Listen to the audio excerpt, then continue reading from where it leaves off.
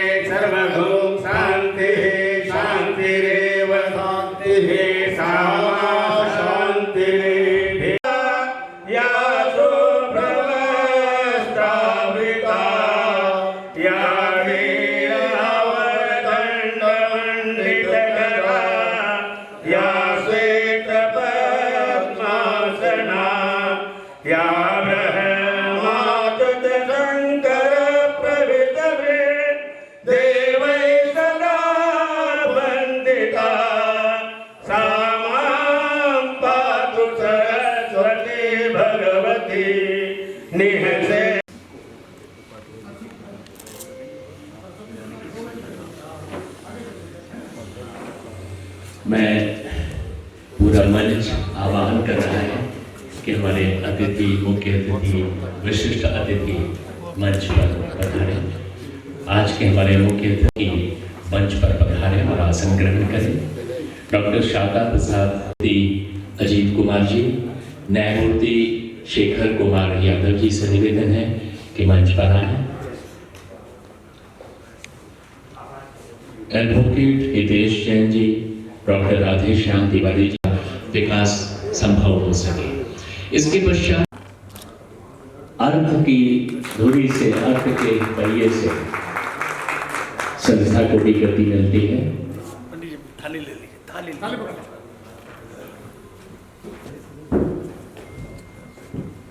इस तरफ बाबूजी, इस तरफ बाबूजी, इस तरफ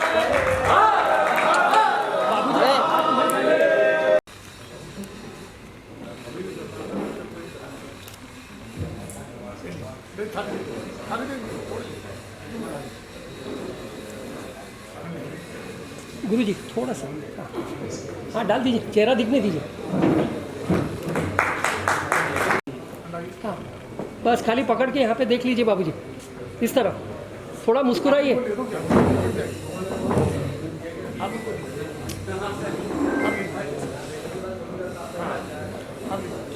हाँ जी, थोड़ा मुस्कुराइए। हाँ जी, थैंक यू।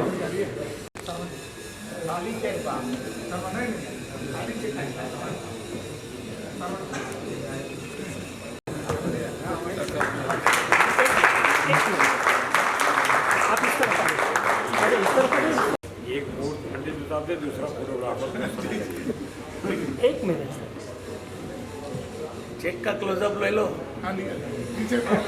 वो अकाउंट में आ जाएगा। देह में पासक विषय है, हमारी परंपरा में है, ये हर वर्ष आगे बढ़ती आ रही है। इस वर्ष जो हमारे बोहनी करता है आचार्य पंडित मंशाराम तिवारी जी, उन्होंने हमारी संस्था को श्री गौरी शंकर ग्राम सेवा मंडल मुंबई के लिए इन्होंने 1,51,000 की दरअसल राशि इन्होंने भेंट की। भेंट किया जाना नहीं है, ये भावना है। ये लाखों करोड़ों रुपया अर्जित करते हैं, तमाम भौतिक संसाधन अर्जित करते हैं, लेकिन जब कहीं किसी अच्छे काम के लिए योगदान करना होता है, हमारे मन में संकल्प विकल्प आरंभ हो जाते हैं। देना है, नहीं देना है, देना है तो कितना देना है। तमाम संकल्प विकल्प के बाद हम कहीं थोड़ी सी धनराशि निकाल पाते हैं। देने का अर्थ देने से कभी कम नहीं होता, हम कभी चुकते नहीं हैं। ठीक वैसे ही जैसे तालाब का पानी संचय है, अपने तटबंधों पर जीव जंतुओं का पोषण करती है, प्रकृति का पोषण करती है, और नदी हमेशा जिंदा रहती है, बहती रहती है। अपने किरणों का वितरण करते चले आ रहे हैं। देखा हो, अपने समय पर उदित होते हैं, दिन भर अपनी पृथ्वी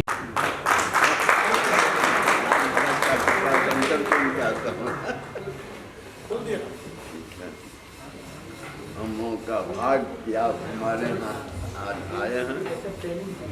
आपका आगे आकर मंगल होगा, परिवार बाबू जी एक मिनट, सुख एक सेकंड। शांति प्रतिष्ठा। ये भी अच्छा रहता है कि मंच पर कोई त्रुटि न हो, त्रुटि होने के पहले समय ले लें ताकि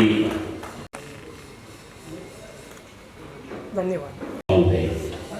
क्या देखिए, ये विधिवत बोला गया और इसे घुमाकर कंधे पर रखा गया, अपना बना दिया गया। शॉल बनाने का ये इसका प्रतीकात्मक भाव ये होता है। ये पुष्प आपके महिमा को मंडित करने के लिए, और ये प्रतीक चिन्ह जो अपनी संस्था के ओर से भेंट करते हैं ताकि आपकी स्मृतियों में रहे।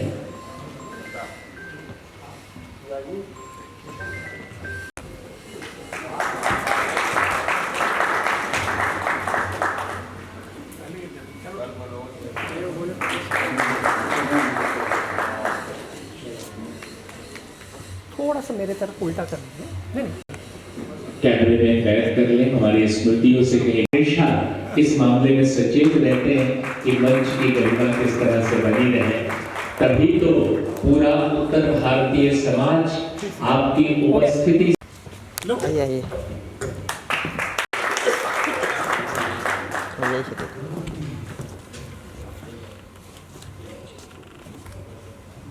जी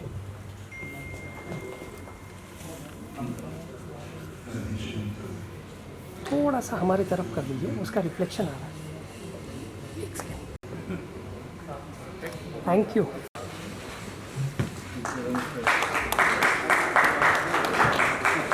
एक मिनट रुकिएगा, एक मिनट रुकिएगा। Thank you. जनरल मैनेजर के पद पर आपने काम किया है, और ये दक्षिण भारतीय कंपनी है। दक्षिण भारत में इसकी ट्रकें बहुत चलती है, उत्तर भारत में कुछ कम है। सम्मानित कर रहे हैं ये शॉल और ये प्रतीक चिन्ह भेंट करते हुए ये मेमेंटो हमारी संस्था की ओर से। थोड़ा सा हमारी तरफ उल्टा कर दो, गिरा दो। हाँ बस बस बस, थैंक यू।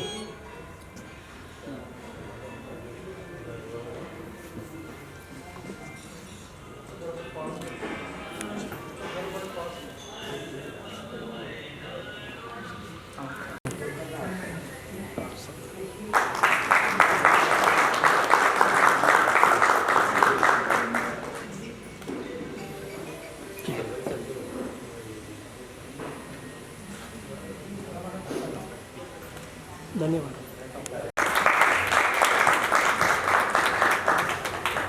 सर ये एक मिनट, थोड़ा मुस्कुराइए, अच्छे लग रहे हैं आप लोग। इधर इधर धन्यवाद।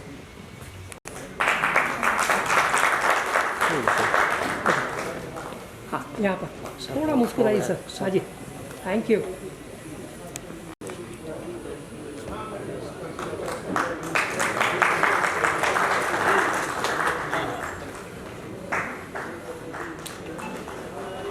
Thank you. Swami doctor Chandradev Mishra, Sachcha Baba आश्रम।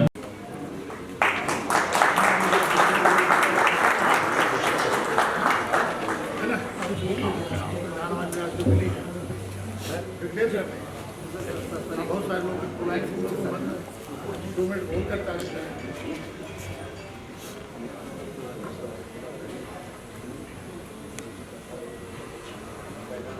112वां मोहनी दिवस है। संस्था के मनुष्यों को, संस्थापकों को, प्रतीक चिन्ह को नमन करते हुए आज के हमारे मंचस्थ सभी मानव विभूतियां आदरणीय सागर साहब शर्मा जी के नेतृत्व में जो है मंडल 112वां मोहनी वर्ष मना रहा है, बहुत ही हर्ष का विषय है। और आदरणीय शर्मा जी 89 वर्ष में हैं और हम आप सबकी तरफ से मंडल से भगवान भोलेनाथ से प्रार्थना करते हैं कि सताए होकर के कम से कम 101 वर्ष इनकी अध्यक्षता में मनाया जाए, प्रार्थना है, कामना है। और आप सबकी आत्मा से चाहता हूँ यह ईश्वर से प्रार्थना करें यह दिन हम लोग देखने के लिए मिले। आज की बोहनी बहुत ही अच्छी हुई है। आदरणीय मनसाराम तिवारी जी, उनके सुपुत्र यहाँ पधारे हुए हैं, आचार्य पंडित सुरेंद्र जी के द्वारा 1,51,000 रुपये उन्होंने आज बोहनी वर्ष में प्रथम दान दिया हुआ है। उनका कार्यक्रम स्वागत हुआ है। आप सब भी जोरदार तालियों से स्वागत करें एक बार। पंडित जी भी हमारे ख्याल से 84 के हो चुके हैं, वो भी 27 हों, यही हमारी कामना है। इसी कड़ी में आज बहुत सारे लोगों ने बड़े सहज दान दिया है। उसमें श्री आशुतोष उपाध्याय जी डोंगली पूर्व के 51,000 रुपये का योगदान दिया है, दान दिया है, उनके लिए स्वागत करिए। श्री सुभाष चंद्र उपाध्याय 25,000 रुपये का दान दिया है, उनको भी साधुवाद देता हूँ और ईश्वर से प्रार्थना करता हूँ कि आप भी ऐसे सतत बने रहें, हम सबको आशीर्वाद देते रहें। श्री अशोक दूधनाथ तिवारी कल्याण पश्चिम से इन्होंने 10,000 रुपये का दान दिया है, आपको भी बहुत धन्यवाद। श्री राकेश सुभाष चंद्र उपाध्याय बोरीवली, इन्होंने 25,000 रुपये का दान घोषित किया है और दिया है। श्री रमानाथ त्रिपाठी जी नई मुंबई से अभी आपने देखा है पधारे हुए हैं, निवेदन पर मंच और विद्वान हैं, इन्होंने 21,000 नगद का आज सहयोग दिया, दान दिया है। ईश्वर से प्रार्थना करता हूँ सतत मंडल के प्रति ऐसी सहानुभूति बनाए रखें। श्री ओम प्रकाश मिश्र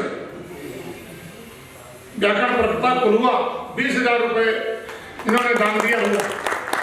श्री राधेश्याम मिश्र भनईपुर 5,101 रुपये।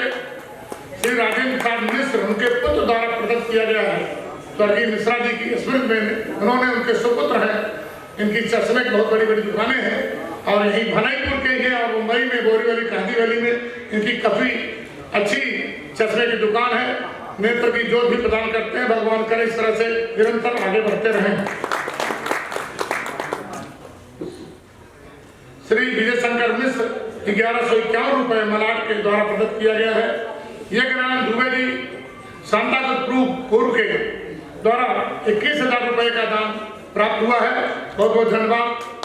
श्री यज्ञनारायण दुबे जी की, आप जो हिंदी सेवा परिषद के संस्थापक हैं, आज इनका डिग्री कॉलेज तक सांताक्रूज में कॉलेज चलता है सर श्री दुबे जी का। श्री नीलेश गुलाब दुबे जी का 21 रुपये का दान है। जनार्दन राय 11 रुपये कैश इन्होंने दान दिया है। ऐसे ऐसे दानदाताओं ने दान दिया है और बहुत लोगों का नाम है, पुनः बाद में घोषित किया जाएगा। लेकिन मैं एक बार सब की तरफ से भगवान शंकर से प्रार्थना करता हूँ, ये सब दानदाता सदैव मंडल के प्रति अपनी सहानुभूति, सहयोग दान इस प्रकार प्राप्त करते रहेंगे। बहुत बहुत धन्यवाद, बहुत बहुत धन्यवाद। गौरी शंकर ग्राम सेवा मंडल 112वीं स्थापना दिवस के अवसर पर इस कार्यक्रम के अग्रज गौरी शंकर ग्राम सेवा मंडल के अग्रज, हमारे समाज के अग्रज, कार्यक्रम के अध्यक्ष श्रद्धेय डॉक्टर सादाम साहब शर्मा जी, और बड़े सौभाग्य की बात है कि माननीय इलाहाबाद उच्च न्यायालय के हमारे 2 सम्मानीय न्यायमूर्ति यहाँ उपस्थित हैं। आदरणीय न्यायमूर्ति अजीत कुमार जी, आदरणीय न्यायमूर्ति शेखर कुमार जी, और उसके साथ एक बहुत बड़े विद्वान यहाँ उपस्थित हैं, आदरणीय रामनाथ झा जी, और हम लोग की बात चल रही तब तक स्वामी चंद्रदेव मिश्र जी पधारे यहाँ पे। इस कार्यक्रम में बोहनी करता सम्मानीय हमारे पंडित बंसाराम तिवारी जी के पुत्र, दूसरे हमारे अधिवक्ता विश्वस्वरूप तिवारी जी, आदरणीय डॉक्टर राधेश्याम तिवारी जी, आदरणीय डॉक्टर ओम प्रकाश दुबे जी, आदरणीय दिनेश चंद्र उपाध्याय जी, आदरणीय सुधाकर उपाध्याय जी, मंच पर बैठे भानुप्रसाद मिश्रा जी, भानुप्रताप मिश्रा जी, शिवपूजन पांडे जी, आदरणीय रामसेवक पांडे जी, आदरणीय सुभाष चंद्र उपाध्याय जी, और हर साल जो अपनी उपस्थिति दर्ज कराते हैं मातृ शक्ति ग्रुप में, यहाँ बैठी है भाभी मिथिलेश कुमारी जी, मेरी छोटी बहन मंजू तिवारी बैठी हुई है उपस्थित, यहाँ पर डॉक्टर उपाध्याय बैठे हैं, मैं किसका नाम लूं, मैं सभी यहाँ उपस्थित जो हमारे मंचासीन हैं और जो सामने बैठे हुए लोग हैं, मैं आप सबको प्रणाम करते हुए आनंद सिंह जी को साधुवाद देता हूं कि आपकी विद्वता समाज के वो ऐसे कोई कार्यक्रम में जहां आप नहीं होते हैं। कभी कभी किसी एक कवि ने लिखा, मैं तो पढ़ा लिखा कम हूं, लेकिन दिनेश चंद्र उपाध्याय जी ने अभी हमारे जस्टिस अजीत कुमार जी से बात करते करते कहा कि हम वो कृपा शंकर साथ में पढ़े हुए हैं, तो कम से कम इतना तो हो गया कि हम भी पढ़े लिखे हैं। एक अगर सहपाठी मिल जाएगा तो उस श्रेणी में आ गया। हालांकि आनंद जी आपने कहा कि अपनी बातों को पूरा कहिए, लेकिन मुझे पता है कि विद्वान बोलने के पहले सोचता है और मूर्ख बोलने के बाद सोचता है।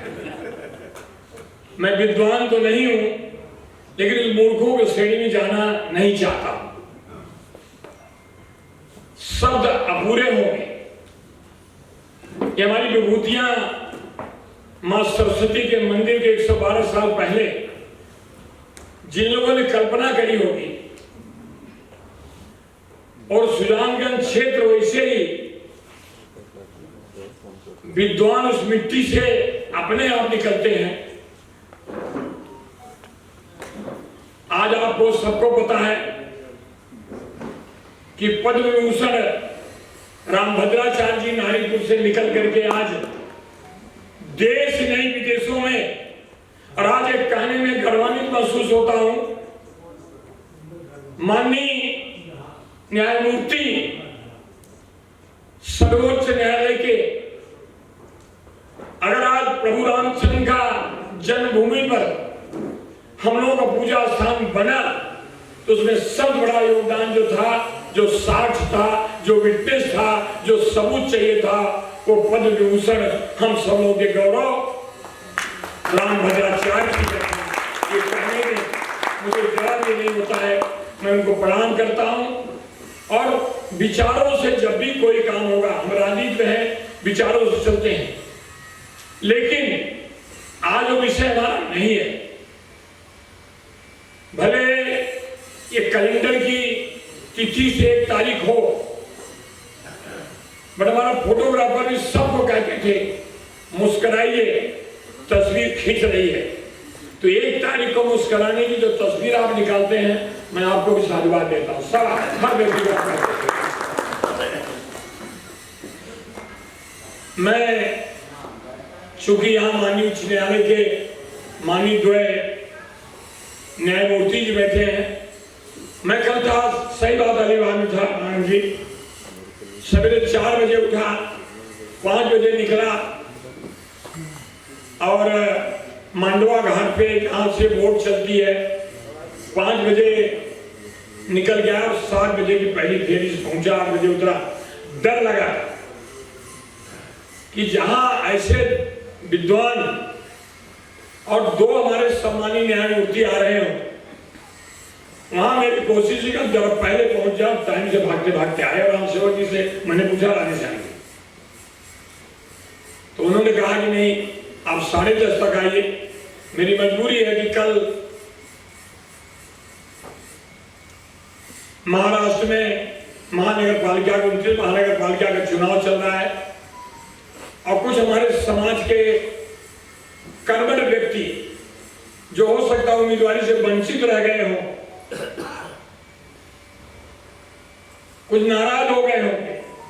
मैं आज इस मंच से इसलिए अपील कर रहा हूं कि हम उत्तर भारत के लोग इस महाराष्ट्र में आते हैं और महाराष्ट्र की जो धार्मिक परंपरा है उस हमारी उत्तर भारत की परंपरा में ऐसे मिल जाते हैं।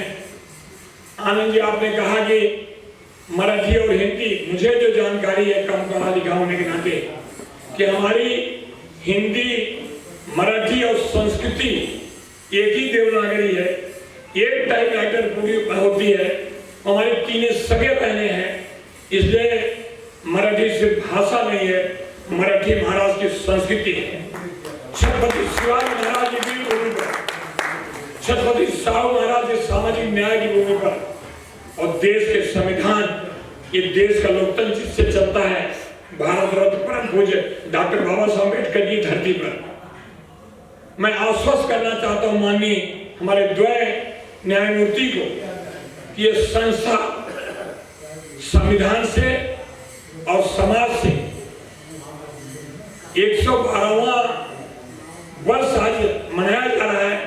आप सोच सकते हैं कि 112 वर्ष मनाने की प्रक्रिया में समाज के ऐसे ऐसे लोगों का योगदान है जिनको न तो कभी बुलाया जा सकता है, और आने वाले समय में मैं आज के आपके सामने इतना ही कहना चाहता हूं कि इस संस्था में कागज पर मेरा नाम न हो, लेकिन गौरी शंकर ग्राम सेवा मंडल मेरे दिल में है। और ये कृपा शंकर आपका जब तक सांस आती रहेगी, मैं इस संस्था के साथ अपने परिवार को सदस्य बनने कोशिश करूंगा कि हम हमेशा आगे रहें। और एक कहावत है कि क्षमा बड़न को चाहिए, छोटन को उत्पात। मैं इतना उत्पात नहीं करता, लेकिन मेरी मजबूरी है कि जो सभी बड़ों से क्षमा मांगते मुझे जाना पड़ा। आदरणीय रामनाथ झा जी, मैं आपको सुनना चाहता था, मैं आदरणीय शेखर जी सुनना चाहता, आदरणीय अजीत कुमार सुनना चाहता था, मेरी सच में बड़ी इच्छा थी, लेकिन मैं शिवभूषण पांडे जी से कहा हूँ कि आप लोगों के संबोधन को रिकॉर्ड जरूर कर लीजिएगा और मुझे भेज दीजिएगा, मैं सुनूंगा। और मैं इतना ही कहना चाहता हूँ कि आज के दिन मेरी बड़ी व्यस्तता है, नहीं तो मैं पूरा समय रहता हूँ और कोशिश करता हूँ, इसलिए मैं आप लोगों से क्षमा चाहता हूँ। और क्षमा चाहते आदरणीय सुभाष चंद्र उपाध्याय जी, आप किसी ने उम्र की बात की, आनंद साहब आपने कही उम्र की बात, राकेश मुझे कितना पता है नहीं, हमने कह रहे थे ना आदरणीय न्यायमूर्ति शेखर जी कि जो कट जाती है वो उम्र है और जो जी रहे हैं जिंदगी है। तो उम्र की बात मत करिए, कट गई वो कट गई, हम जी रहे हैं, मेरी जिंदगी है, इसलिए उम्र कट गई तो कट गई। सुभाष चंद्र बोस यहाँ मुंबई में 2 माँ शारदा के पुत्र हैं, एक शारदा प्रसाद शर्मा जी हैं, एक शारदा प्रसाद सिंह जी हैं। ये अपने 90 में चल रहे हैं, तो दूसरे शारदा प्रसाद सिंह 95 में चल रहे हैं।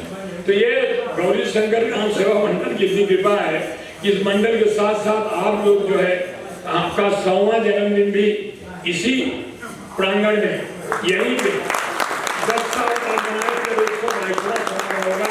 इन्हीं शब्दों के साथ आपकी प्रेरणा, आपका मार्गदर्शन हम लोग मिलता रहे। आपकी प्रणाम करता हूँ। नहीं तो एक बार ऐसे हुआ कि लोग सुनना चाह रहे थे, न्यायमूर्ति जी आए, हमारे रामनाथ झा जी आए, एक राजनीतिक आदमी बोलने लगा, राधे श्याम तिवारी जी, उसको लगा मेरे ताली दो तरह की बच्ची है, मंजूर 2 तरह ताली बच्ची, एक तो बंद करो, दूसरा थोड़ा और करो।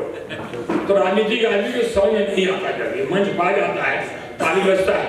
ऐसे कार्यक्रम में एक सिक्योरिटी वॉचमैन खड़ा था, न्यायमूर्ति जी, तो उसकी तरफ उसका ध्यान गया।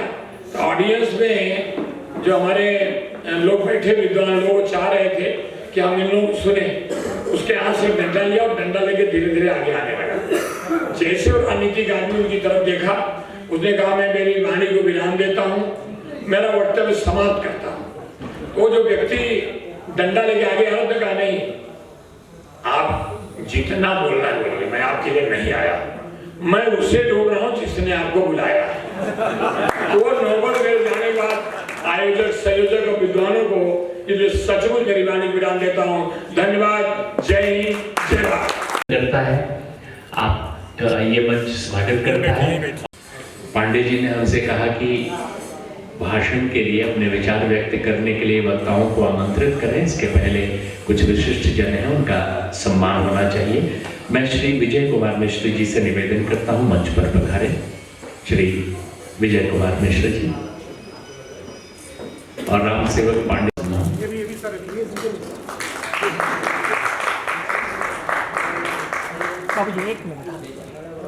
श्री शिवराम चौरसिया जी से मैं निवेदन करता हूं कि मंच पर आ जाए। श्री शिवराम चौरसिया जी।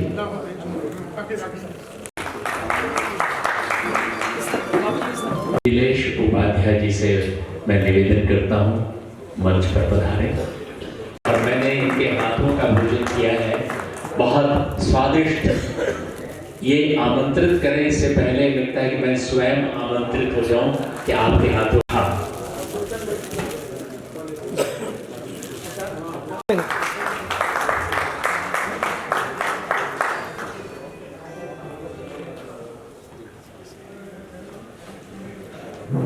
जय श्री राम। इसको आगे ले, हाँ, बस। धन्यवाद। विनायक की नगरी में आप सबको प्रणाम। गौरी शंकर ग्राम सेवा मंडल मुंबई के इस स्थापना दिवस समारोह में बुलाने के लिए भी संस्थापक मंडल को धन्यवाद देता हूँ। हमारे पिता तुल्य एवं ट्रस्ट के चेयरमैन डॉक्टर राधा प्रसाद जी, हमारे भ्राता न्यायमूर्ति शेखर जी, मनीषी प्राचार्य साहब एवं मंच पे सभी उपस्थित अतिथिगण एवं आप सब श्रोतागण,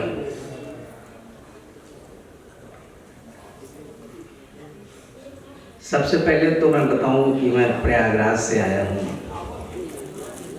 और प्रयागराज की महिमा का वर्णन जरूर करूंगा, क्योंकि जो जननी जन्मभूमि है वही आपको बहुत कुछ बनाती है, वही आपको बहुत कुछ सिखाती है। बाबा तुलसीदास ने कहा,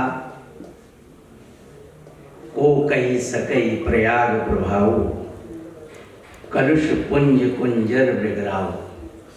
यानी सारे पाप, हाथी के समान विशाल पाप प्रयाग में, प्रयागराज की धरती पर अगर आप पैर रखते हैं तो वो सिंह के समान उसको समाप्त कर देता है, ऐसा प्रभाव है। और महिमा देखिए, अस तीरथ पति देख प्रयागा, सुख सागर रघुपति सुख पावा।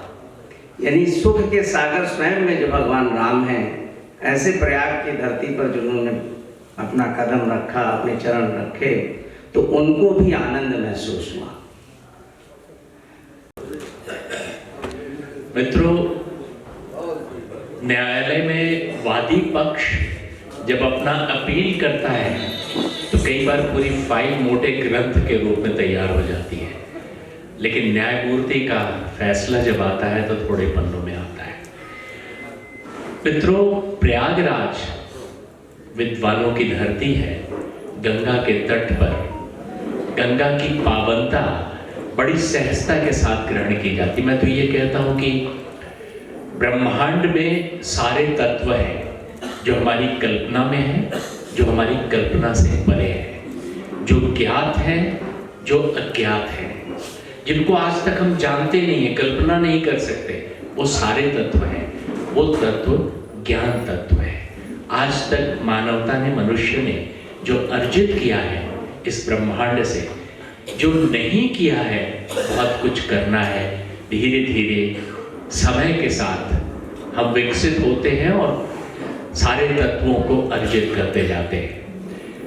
प्रकृति से, बादलों से वर्षा होती है, लेकिन ज्ञान की वर्षा कहाँ होती है? मुझे तो लगता है प्रयागराज एक ऐसी धरती है जहाँ ज्ञान की वर्षा होती है और हर व्यक्ति वहाँ पढ़ा लिखा, इतने विश्वविद्यालय हैं वहाँ पर, हर व्यक्ति ज्ञानी है, अध्ययनशील है और अच्छा वक्ता है। तो मैं अब आमंत्रित करने जा रहा हूँ न्यायमूर्ति शेखर कुमार यादव जी, माननीय उच्च न्यायालय इलाहाबाद। मैं आमंत्रित करते हुए विनम्रता पूर्वक एक निवेदन के साथ कि समय सीमाओं का ध्यान रखते हुए संक्षेप में सारे वक्ता, क्योंकि पूरा मंच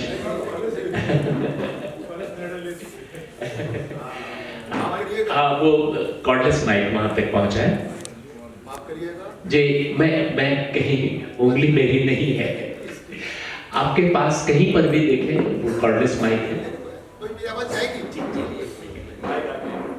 चूंकि इतनी ज्यादा हमारे बोल दिया है, किसी दूसरे जज को बोलने की आवश्यकता नहीं है।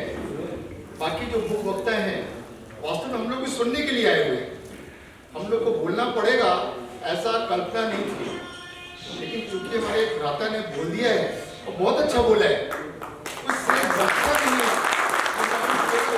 हमारे जो मुख्य वक्ता हैं उनको सुना जाए और इनकी जो उन्होंने बोला है ये मान लिया जाए। मैंने भी इसको बोला। मैं चाहूंगा, पुनर्निवेदन करूंगा, संक्षेप का अर्थ इतना संक्षेप ना हो कि आपकी उपस्थिति से हम आपसे जानना चाहते हैं, आप कुछ कहें। मेरा विनम्र निवेदन है, कुछ कहें। मंच पर आसीन महानुभाव, मेरे सम्मुख उपस्थित मातृशक्ति एवं सज्जनों, जैसे मैंने पहले भी बोला कि मैं अधिक समय नहीं लूंगा और केवल 2 विषय शायद 5 मिनट में मैं समाप्त कर लूं, वो आपके सामने रखना चाहूंगा। आपकी ये जो महाराष्ट्र की भूमि है, ये शिवाजी की भूमि है, जिन्होंने देश के लिए बहुत कुछ कुर्बान किया है। ऐसे तमाम शिवाजी हैं जो इस महाराष्ट्र में हैं। हमारे यहाँ यूपी में भी कहा जाता है, आला उदल की कहावतें हैं वहां पर। और चूंकि बुंदेलखंड के थे वो, तो बुंदेलखंड के लोगों को छत्री कहा जाता है। लड़ाकू होते हैं ना, जो लड़ने वाला है वो छत्री है। अब यहाँ तो जातियां हम लोगों ने बाद में बांट दी हैं। जो पूजा का कार्य करता है वो ब्राह्मण है, युद्ध का कार्य करता है छत्री है, समाज का कार्य कर रहा है वैश्य है। इस प्रकार का धारणा बनी हुई है। तो उदल, आला उदल में कहा गया है क्षत्रियों के बारे में कि 4 बरस तक कुकुर जिए और 14 बरस तक जिए सियार, 18 वर्ष तक छत्री जीवे, ज्यादा जीवन को धिक्का। उसके पीछे आशय केवल यही है कि 18 वर्ष में जीवन खत्म हो जाए, ऐसा नहीं है। स्वाभिमान जब तक हमारे अंदर है तब तक हम 18 वर्ष के हैं। तो ये महाराष्ट्र में देखने को मिलता है। यहाँ का इतिहास मिलता है, देखने को मिलता है। आज हम लोग जिस कार्यक्रम के निमित्त यहाँ पर आए हुए हैं, शिक्षा का ये एक मंदिर है। समाज को सुधारने में शिक्षा की बहुत बड़ी भूमिका है। न्याय जो इसेंशियल जरूरतें हैं लोगों की, प्रारंभिक जरूरतें हैं, वो शिक्षा है, स्वास्थ्य है, न्याय है। ये तीन तो प्रमुख हैं, बाकी मीडिया है, धर्म है और भी चीजें हैं जिसके आधार पर मनुष्य अपने को निर्मित करता है, समाज को निर्मित करता है, उसको आगे लेके बढ़ता है। लेकिन जब कहीं भी इसको थोड़ा अदरवाइज न लिया जाए, लेकिन जब इसकी संख्या बढ़ती है, मतलब भीड़ बढ़ती है, के नाम पर वसूला जा रहा है। आपके चेस्ट में गैस की प्रॉब्लम हुई, डॉक्टर के पास गए, डॉक्टर ने कहा हार्ट प्रॉब्लम है, स्टेंट पड़ेगा। नहीं पड़ना चाहिए, लेकिन पड़ेगा। तो वो इस प्रकार से पैसे की कमाई कर रहा है। मानवता निश्चित रूप से तार-तार हो रही है। इसी प्रकार से न्यायालय हमारे से अछूता नहीं है। ऐसे ही वकीलों की संख्या खूब बढ़ती चली जा रही है, क्योंकि बेरोजगारी है। तो वकील का जो धर्म था, जैसे आप हमारे भ्राता ने कहा, जो धर्म, आज लोग धर्म का पालन नहीं कर रहे। हमारे पीछे पैसा एक प्रमुख हो गया है। पैसा किस रूप में हमारे पास आना चाहिए। आपका केस बनता है कि नहीं बनता है, वकील साहब के सामने गए, नहीं हम 100% आपको आपके फेवर में करा कर देंगे। हम वो हार जाता, भी कहते हैं क्या करें, हमने तो जज के सामने बहस की, जज को समझ में नहीं आया। तो इस प्रकार का भी चलता है।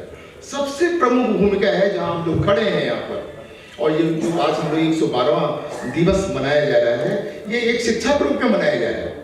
ठीक है, शारदा प्रसाद जी ने, इनके पूर्वजों ने इसको खड़ा किया। ये साधुवाद के पात्र हैं ये, कि इस प्रकार का इन्होंने अच्छा से विद्यालय खड़ा किया, और भी विद्यालय खड़े किए जा रहे हैं। लेकिन इसी प्रकार से विद्यालयों की जो संख्या बढ़ रही है, वो उसमें छद्म हो रहा है, केवल छलावा हो रहा है, केवल पैसे की वसूली हो रही है। शिक्षा का ज्ञान कैसे बढ़ना चाहिए, लोगों को कैसे शिक्षित करना चाहिए, ये बिल्कुल भी नहीं हो रहा है। तो हमारा ये आप लोग के बीच में यही कहना था कि भाई देखिए, अगर इस जगह पर हम लोग जितने लोग यहाँ उपस्थित हैं, हम 200 रूप में उपस्थित हैं, तो हमारे पीछे ये हेतु होना चाहिए। शारदा प्रसाद जी या इनके परिवार के लोग अच्छा काम कर रहे हैं, तो इनको आप निश्चित रूप से साधुवाद दीजिए। लेकिन कहीं पर भी आपको लग रहा है कि नहीं भाई देखिए शारदा जी, ये तो कुछ सच्चाई से हटकर काम हो रहा है, जो चीज चाहिए समाज के लिए, वो समाज को इससे प्राप्त नहीं हो रही है, इसमें आप विराम लगाइए। तो हमें लग रहा है जिस उपाध्याय जी बैठे हुए हैं, शारदा जी बैठे हुए हैं, ये अवस्था इनकी है, इनकी अवस्था कमाई की अवस्था नहीं, इनकी अवस्था समर्पण की अवस्था है। इनके मन में दर्द है कि हमें इस विद्यालय को, इस संगठन को आगे बढ़ाना है, बच्चों को आगे निकालना है। तो हमारा भी आप लोग साथ साधुवाद यही है कि निश्चित रूप से लेके चलिए, इस विद्यालय को आप लोग आगे बढ़ाइए। और एक चीज जो मैंने प्रारंभ में कहा, ये आपका शिवाजी का क्षेत्र है। शिवाजी के क्षेत्र का मतलब एक हिंदुत्व का क्षेत्र है। हिंदुत्व कोई, मैं बार बार आपसे कहना चाहूंगा, हिंदुत्व कोई संकीर्ण भाषा नहीं है। आज लोग इसको, हिंदुत्व को बहुत संकीर्ण भाषा में लेके चलते हैं। आज सुप्रीम कोर्ट ने भी कह दिया है, हिंदुत्व जो है वो जीवन शैली है हमारी है। हम इस देश में रहते हैं, ये देश हमारा है, हमारी पूजा पद्धति कुछ भी हो सकती है, हम कुरान को मान सकते हैं, हम बाइबल को मान सकते हैं, लेकिन अगर हम ये कहते हैं ये धरती हमारी है और हम इसके पुत्र हैं, तो निश्चित रूप से हम हिंदू हैं। और ये हमें कहना भी चाहिए। और ये कहने में मैं आज ये महाराष्ट्र में आप लोग के बीच में मुंबई में आया हूँ, कहने में मेरे को कोई गुरेज नहीं होगी। और इसके पहले भी मैंने कहा है, तो लोगों ने मेरी आलोचना भी की है, काफी आलोचना हुई है, लेकिन मैं सच्चे रूप में कहता हूँ, मैं सच्चा हिंदू हूँ, क्योंकि मैं निश्चित रूप से मान के चलता हूँ ये धरती मेरी है और मैं इसका पुत्र हूँ, और इससे कोई इनकार नहीं कर सकता। तो ये देश निश्चित रूप से हम सब हिंदुओं, केवल हिंदू मैंने बताया नहीं, केवल मंदिर में जाने वाला ही हिंदू होगा या टीका लगाने वाला हिंदू होगा, कदापि ऐसा नहीं है। इस हिंदुस्तान में रहने वाला हर व्यक्ति हिंदू है जो ये कहता है ये धरती मेरी है, मैं इसका पुत्र हूं। तो आप लोग भी इसी शिवाजी को अंगीकार करिए, और करते भी हैं, इसको कहने की आवश्यकता नहीं है, लेकिन ये मान के चलिए। बाकी एक चीज कह करके मैं अपनी बात समाप्त करूंगा। प्रारब्ध, आप जो कुछ भी करते हैं उसका फल आपको मिलेगा, जैसे मेरे भ्राता ने भी बताया, गीता में ये कहा गया है। और ये जो मिलता है ना, ये जो मिलता है, चाहे आपने पीछे किया हो, जो आज कर रहे हैं ये आज मिलने वाला है। और ये प्रारब्ध कभी कटता नहीं। आप जैसा करेंगे वैसा आपको फल मिलेगा। आज आप बेईमानी कर रहे हैं तो निश्चित रूप से कल आपको इसका रिजल्ट मिलेगा। अपने जैसे वेदों में भी, शास्त्रों में भी कहा गया है, स्त्रियों को सम्मान करने की बात कही गई है। आज आप लोग परिवार में रहते हैं, अनुभव करके देखिए आप, जहां पर स्त्रियों का सम्मान है वो परिवार सुखी है। आपके घर में बेटी होगी, पत्नी होगी, माँ होगी और भी प्रकार के देवियां होंगी।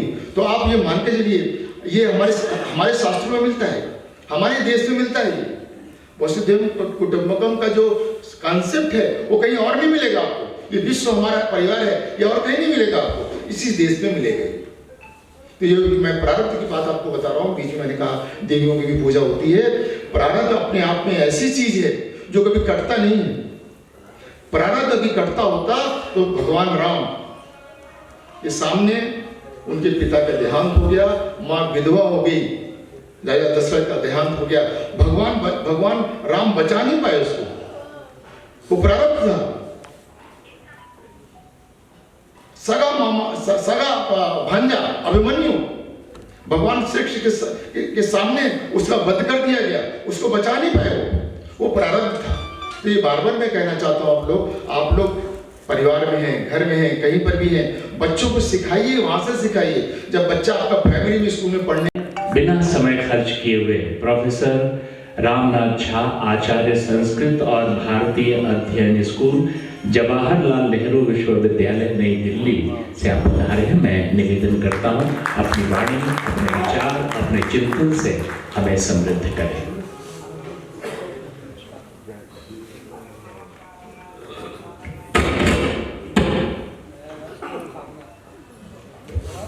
इदम नमः ऋषिभ्यः पूर्वजेभ्यः पूर्वेभ्यः प्रकृतिभ्यः।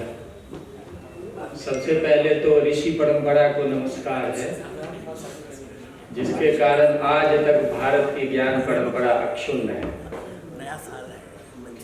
मंचस्थ न्यायमूर्ति द्वय एवं सभी सम्मानीय जन, सभा में उपस्थित भगिनी एवं भ्रातृजन,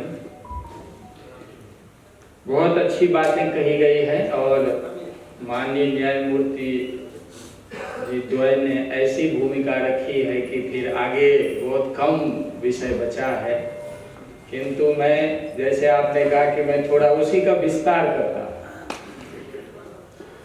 तो सबसे पहले जो 112वीं जो ये वर्षगांठ है इसकी, तो भगवान कृष्ण का जो एक वचन है गीता में कि यज्ञ दान तपः कर्म न त्याज्यम कार्यमेव तत्, यज्ञो दानम तपस्यैव पावनानि मनीषिणाः।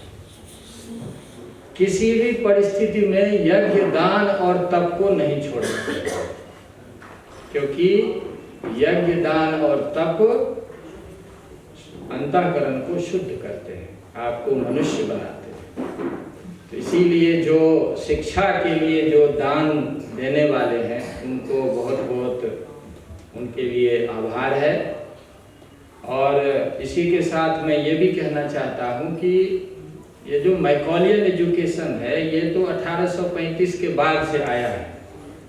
भारत की जो हजारों हजार साल की जो परंपरा है वो गुरुकुल की परंपरा है, और गुरुकुल की परंपरा पूरी की पूरी दान पर निर्भर थी। और दान किस रूप में था, तो हमारे जो छात्र होते थे वो भिक्षाटन के लिए जाते थे, और भिक्षाटन के लिए समाज में एक निश्चित समय होता था, और जो उत्कृष्टतम वस्तु होती थी वो बच्चों को दिया जाता था। ये ऐसा नहीं था कि धन धान्य की कमी थी इसलिए वो जाते थे भिक्षाटन। यह इसलिए था क्योंकि बच्चों को प्रतिदिन ये एहसास हो कि समाज हमें पढ़ा रहा है। वो कृष्ण हो या राम हो, सभी का शिक्षण जो है भिक्षाटन से हुआ है। तो ये जो अभी हम लोन लेके जो पढ़ेंगे तो समाज के लिए क्या काम करेंगे, इसीलिए एक एक पैसा समाज दे और बच्चे को प्रतिदिन रहे कि समाज के कारण मैं ये हूँ, तो जब वह बड़ा होकर निकले तो समाज के लिए जीवन अर्पित करे। यह भारतीय शिक्षा का मूल दर्शन है। इसीलिए दान से जो चलता है वो, जैसे बार बार आप उद्घोषक महोदय कह रहे थे कि ये केवल दान नहीं है, ये समाज की भावना है। उस भावना से बच्चे बड़े हो रहे हैं, और जब बड़े होते हैं तो फिर उनके सामने वही समाज होता है। तो पहली बात तो ये थी जो कुछ कहना था। दूसरी बात, न्यायमूर्ति जी ने बहुत अच्छी व्याख्या की रामेश्वरम की, बहुत अच्छी व्याख्या है, लेकिन मैं एक तीसरा अर्थ भी इसमें जोड़ना चाहता हूं। एक तो उन्होंने कहा कि राम के जो नाथ हैं वो शिव हैं। दूसरा उन्होंने कहा कि राम जिसके नाथ हैं वो शिव के वो है, आराध्य हैं। लेकिन तीसरा एक अर्थ है कि रामश्चासो नाथा, राम और शिव एक ही है। तो ये एक तीसरी व्याख्या है जो वो भी हमारे ध्यान में रहना चाहिए। इसीलिए मूल रूप में राम और शिव अलग अलग नहीं है। और ये आदि शंकराचार्य ने जो पंचदेवतोपासना की स्थापना की देश में, तो उसका यही तात्पर्य था। हमारे वेद में 5 अथर्व शीर्ष हैं, देव अथर्व शीर्ष, गणेश अथर्व शीर्ष, सूर्य अथर्व शीर्ष, विष्णु अथर्व शीर्ष और शिव अथर्व शीर्ष। इन वेद के 5 अथर्व शीर्षों पे आदि शंकराचार्य ने स्थापना की पंचदेवता की, और कहा कि एक ही तत्व के ये 5 रूप हैं। इसीलिए मूल रूप में इनमें कोई भेद नहीं है। बाकी अपनी इच्छा के अनुसार जिसकी पूजा करें वो अच्छा है, लेकिन दूसरे भी उन्हीं की अभिव्यक्ति है, इसको भी ध्यान में रखें। तो ये दूसरी बात है कि दोनों के मूल में एक तत्व है। प्रयागराज से 2 महान न्यायविद हैं, और हम आपकी बात सुनते भी रहते हैं। जो बात आपने कही कि लोग बोलते हैं तो हम भी सुनते रहते हैं। तो प्रयाग जो है वो अनादिकाल से ज्ञान की भूमि रही है। वो केवल संगम नहीं है, वो ज्ञान का भी संगम है। वहीं पर आदि शंकराचार्य और कुमारी भट्ट दोनों मिले थे। ये ज्ञान की, एक पूर्व मीमांसा के आचार्य, एक उत्तर मीमांसा के आचार्य, और दोनों का मिलन स्थल जो है वो प्रयाग है। प्रयाग तो भारद्वाज ऋषि के नाम से जाना जाता है, लेकिन आदि शंकराचार्य ने जब संगम में स्नान किया था, आप सभी जानते हैं कि कुंभ का जो ये बड़ा स्वरूप आज है वो आदि शंकराचार्य जी का उसमें बहुत बड़ा योगदान है, और वो प्रयाग में ही सारी योजना बनी थी। लेकिन आदि शंकराचार्य स्नान करते हुए वेद को उद्धृत करते हैं। कहते हैं सीता सिते सरिते यत्र संगते तत्रा प्लुतासो दिव्यमुत्पतन्ति। सित कहते हैं गंगा जी को, असित कहते हैं यमुना जी को। सित और असित का जहाँ संगम होता है वहाँ दिव्यता का उदय स्वभावतः हो जाता है। इसीलिए आप दोनों उस भूमि से आए हैं, ये हम सब के लिए बहुत पुण्य का उदय है। तो एक बात ये भी है, तो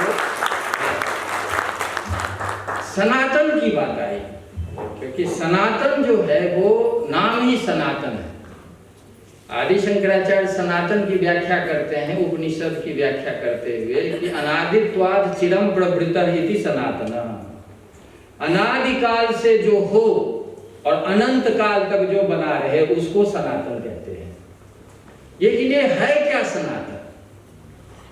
तो इसके 2-4 बिंदु हैं, मैं सिर्फ बिंदु गिनवाना चाहता हूँ। जो आपने बातें कही है उसी को थोड़ा और उसको आयाम देते हुए, सनातन ये कहता है कि एक से ही अनेक की अभिव्यक्ति है, ये सनातन है। बहुश्याम प्रजाएय, एक ही अनेक रूप में प्रस्तुत है और अनेक में वह एक विद्यमान है। जैसे एक गोल्ड से 10 आभूषण बनते हैं, 10 के नाम अलग अलग हो जाते हैं, लेकिन 10 में गोल्ड ही विद्यमान रहता है। इसी तरह से कण कण में वही विद्यमान है। ये सनातन है, क्योंकि यही मूल रूप है। पहले भी यही था, आगे भी यही रहेगा।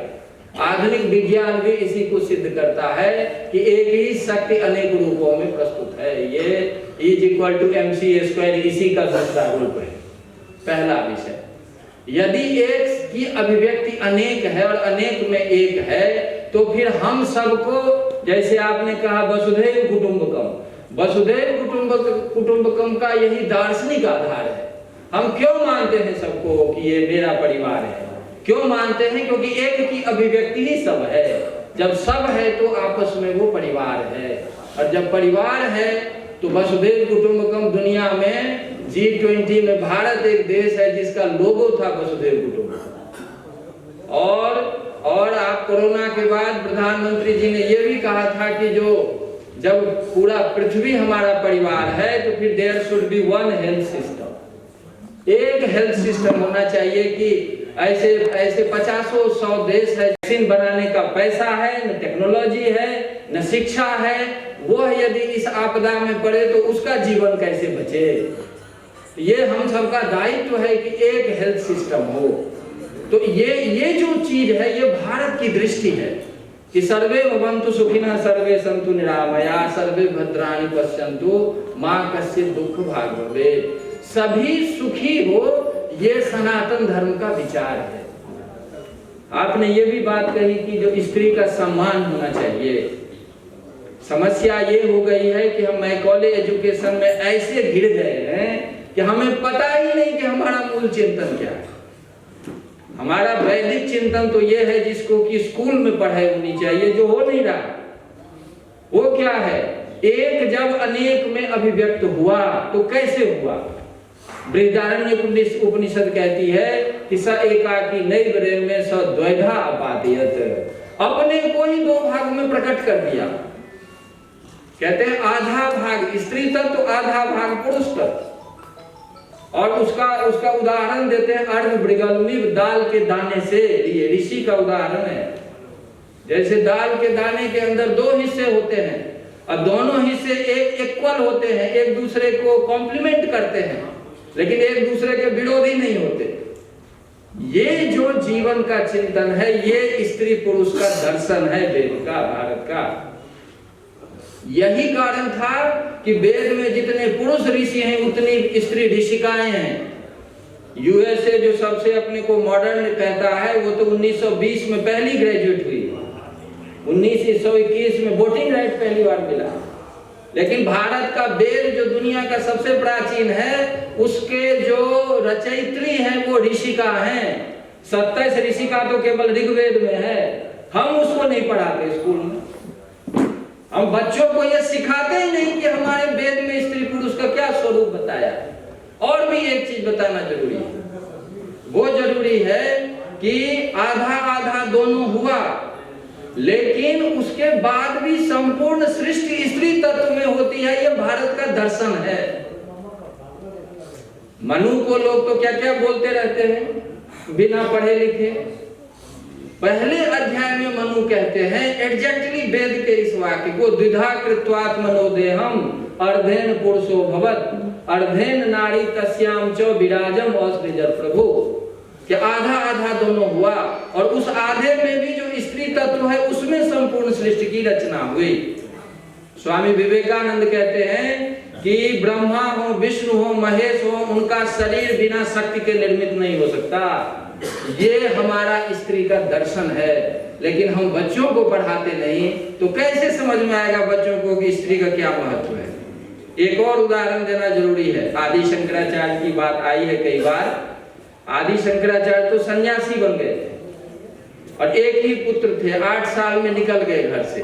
माँ का एक ही था, उनकी एक ही शर्त थी कि आप मेरे मृत्यु के समय उपस्थित हो। और जब ऐसा समय आया, आदि शंकराचार्य जब उपस्थित हुए तो माँ की सेवा करने लगे। तो माँ ने कहा कि नहीं, अब आप मेरी सेवा ना करें, क्योंकि अब आप सन्यासी, और सन्यासी का कोई संबंध नहीं होता। तो आदि शंकराचार्य का एक उनकी रचना है मातृपंचकम। ये स्कूल में पढ़ाना चाहिए सबको। माँ होती क्या है? मैं सिर्फ एक श्लोक सुनाता हूँ मातृपंचकम का। वो माता जी को कहते हैं, आस्ताम ताव दियम प्रसूति समय दुर्बार सुलभ्य था नैरुच्यम तनु शोषणम मलमयी शय्या च सांवत्सरी।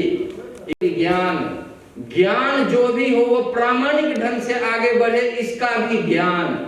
संगच्छध्वम संबद्धध्वम संभो मनांसी जानताम। साथ साथ चलें, साथ साथ बैठें, उठें, भोजन करें, एक दूसरे के मन को जानें और उसके आधार पर निर्णय लेके आगे बढ़ें। ये वेद का ज्ञान है। एकम सद विप्रा बोधा वदंती। एक सूत्र स्वामी विवेकानंद जी ने कहा है, ये एक पंक्ति भारतीयों के रक्त में बसा हुआ है। बसा इसलिए है क्योंकि एक पंक्ति ने भारत को यह दे दिया कि हमें संवाद करना है, हमें अपने ढंग से व्याख्या करनी है, हमें दूसरे की व्याख्या को सुनना है और सुन के सहमत हो या असहमत हो, हम संवाद के। भारतीय सद्विचार मंच के संस्थापक और एक विद्वान व्यक्ति,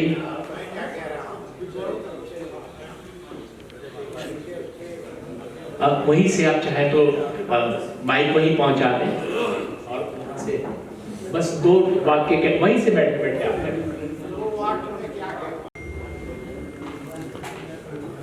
मंच पे विराजमान मुंबई में उत्तर भारतीय समाज के शिखर पुरुष परम आदरणीय डॉक्टर शारदा प्रसाद शर्मा जी, इलाहाबाद से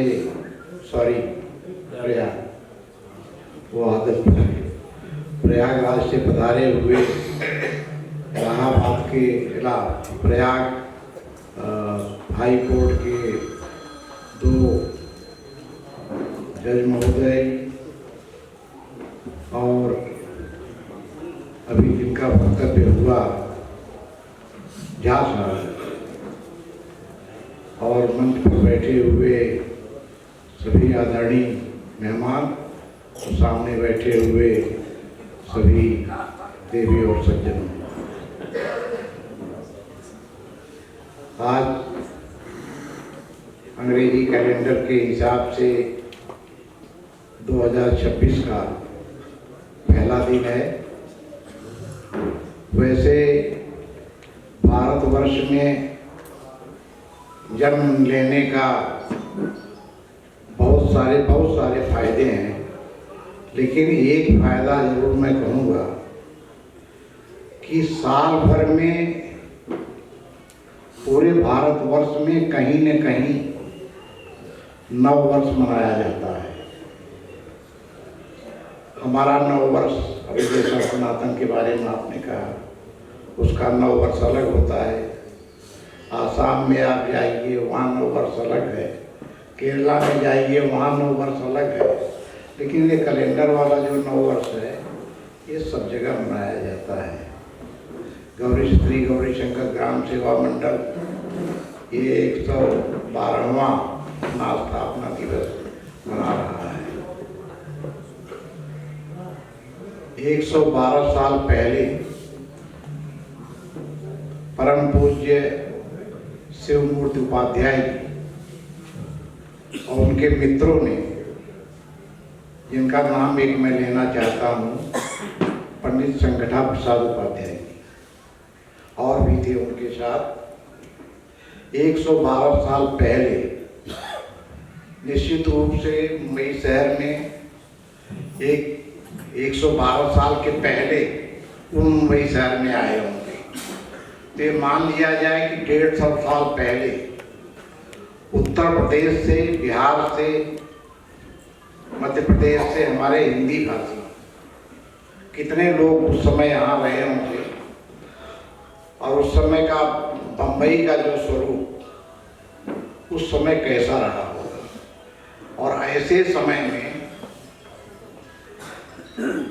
समाज में जागृति पैदा करने के लिए, समाज हित में कोई महापुरुष उत्तर भारतीयों के लिए, उत्तर भारतीयों के हित के लिए इतनी बड़ी बात सोचा कि भविष्य में आने वाला जो कल है, परसों है, उसके लिए श्री गौरी शंकर ग्राम सेवा मंडल किसी मंदिर से कम नहीं होगा।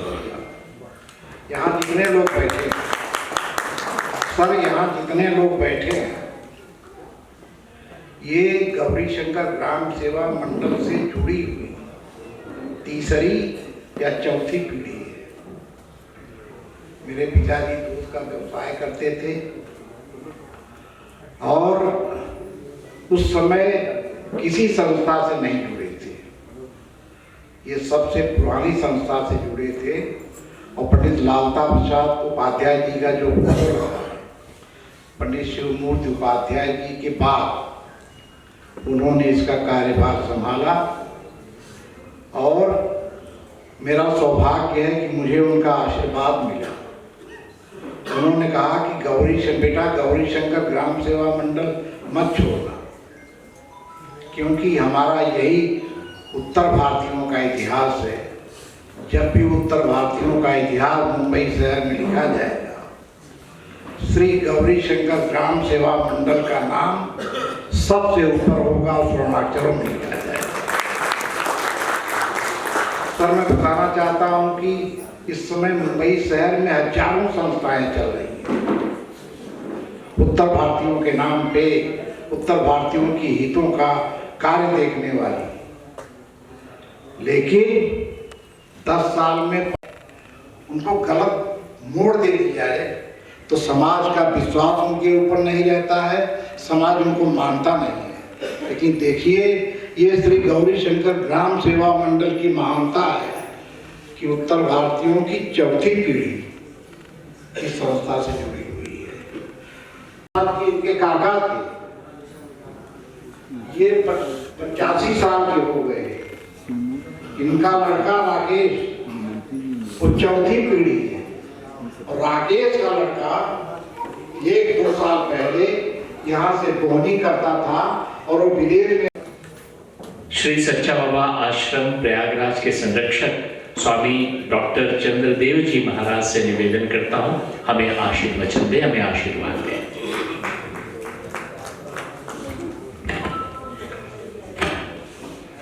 ध्येयं सदा परिभवग्नमभीष्टदोहम् तीर्थास्पदं शिवविरञ्चिनुतं शरण्यं वृत्त्यार्त्यं प्रणतपालभवातिभूतं वन्दे महापुरुषते चरणारविन्दं वन्दे महापुरुषते चरणारविन्दं। मातृशक्ति के लिए यदा नैव धाता न विष्णुर्न रुद्रो न कालो विवा पंचभूतान्यनाशा तदा कारिणीभूत सत्वैकमूर्तिस् त्वमेका परब्रह्म रूपेण सिद्धा, त्वमेका परब्रह्म रूपेण सिद्धा। नमः सभाभ्यः सभापतिभ्यो नमो नमः। हृदय से जो परमात्मा है वो प्रतिक्षण हमें इशारा करता रहता है, संकेत करता रहता है। वैसे ही मैं इस 112वें वर्ष की स्थापना दिवस के समारोह में हमारे राकेश जी राकापति हैं, शीतलता भी है, ज्ञान की गंभीरता भी है, अंतः से प्रेरित कर रहे हैं कि मुझे केवल 3 क्षण ही प्राप्त हैं जिसमें केवल संबोधनहीन महाभूतियों का हो सकता है। ऐसी महाविभूतियों का जैसे ईश्वर का नाम ग्रहण करना, नाम लेना, ब्रह्म राम ते नाम वरदायक वरदान, तो ऐसी विभूतियों की वंदना केवल नाम लेने तो हो जाएगी, लेकिन 3 क्षण में संभव नहीं। फिर भी मैं जितनी विभूतियां विद्यमान हैं इनमें वक्ताओं में हमारे परम श्रद्धे माननीय विश्व जो प्रयागराज हाई कोर्ट है, उच्च न्यायालय है, उसके महनी इन्होंने अपने वक्तव्य के प्रारंभ में ही प्रयाग के महात्म्य से शुरू कर दिया। तो को कह सके कहा इन्होंने, लेकिन मैं एक संक्षेप में उसका महात्म्य बता देता हूं। शास्त्र में उल्लिखित है ऋते ज्ञानान्न मुक्ति झाजी कीरांगनायत्र गिरा गिरंते। ऐसी मिथिला की भूमि के हैं, इनको प्रणाम है। मनन मिश्र जिसका जहां आवास रहा है, इनका वक्तव्य तो मन को मुक्त कर दिया, लगा कि और सुने और इन्हें और सुनावें। और सुनाने के लिए और कुछ नहीं, सिर्फ इतना कह दूं कि भी आपने कई व्याख्याएं सुनी रामेश्वरम की, हमारे जज साहब ने प्रारंभ कर दिया, कितना सुंदर संस्कृत के समस्त पदों की व्याख्या कर दी इन्होंने। और झा जी ने एक तीसरा रामश्चासो ईश्वर, तो केवल राम ही का बोध होगा इसमें, रामश्चासो ईश्वर में राम का ही बोध होगा। लेकिन जो उनकी अभिलाषा है शिव रामयो हो एकस्मिन् लिंगे सन्निवेशा यत्र असौ रामेश्वर, ये मैं अतिरिक्त व्याख्या करके आपको निवेदन कर रहा हूं। और मैं कहना चाह रहा हूं कि ऋते ज्ञानाम ने क्या कहा, गयायाम पिंडदानेन काश्याम वा मरणेन यत् तत्फलं लभ्यते सम्यग् प्रयागे मुंडनम, यदि प्रयाग में केवल केशदान हो जाए तो समझ लो मुक्ति है। अब मैं विषय में आता हूं, बड़ी लंबी व्याख्या सनातन की, लेकिन बस संक्षेप करने जा रहा हूं। वेदों खिलो धर्म मूलम, सनातन धर्म भी है और धर्म नहीं जीवन है। धर्म इस मामले में है कि वेद ही सिखाता है, वेद ही सनातन का स्वरूप है।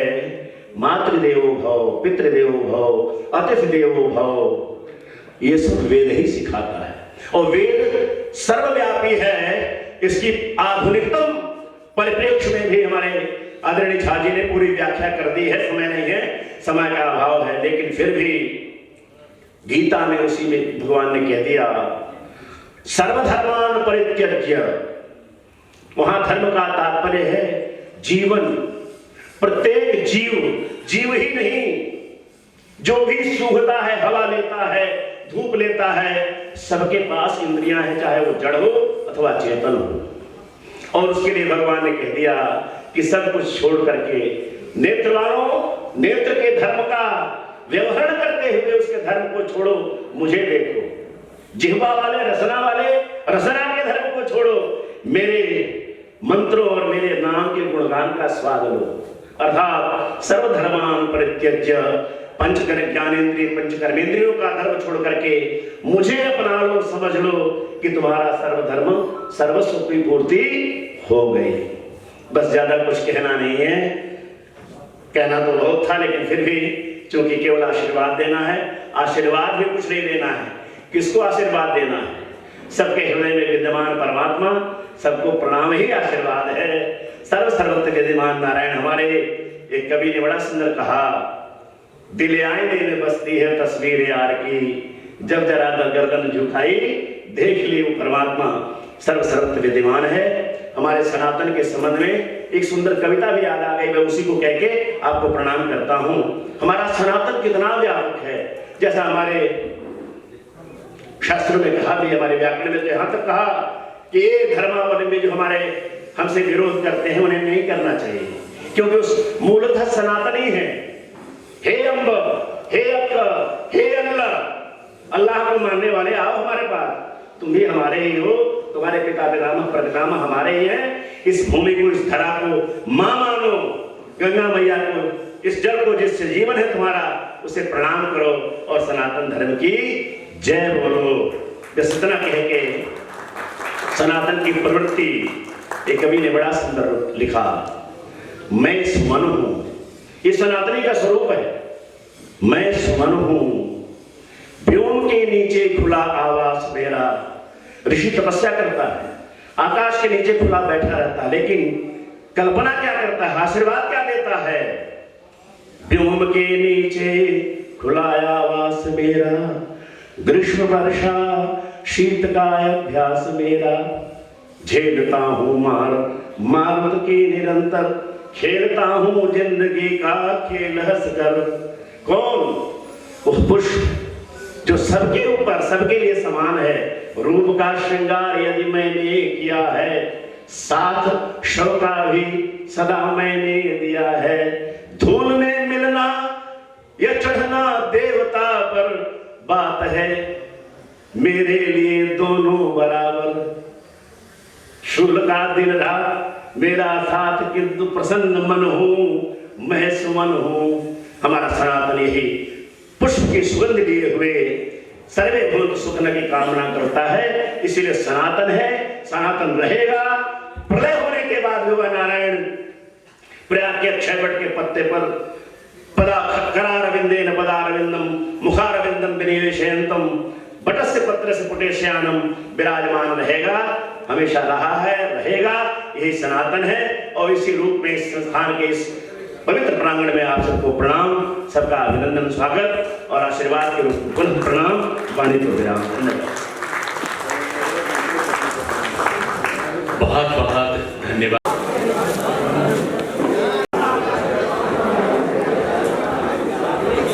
ये ऑन ऑफ का नहीं, ये रिकॉर्डिंग का है।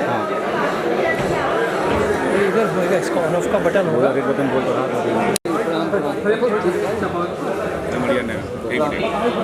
ये भैया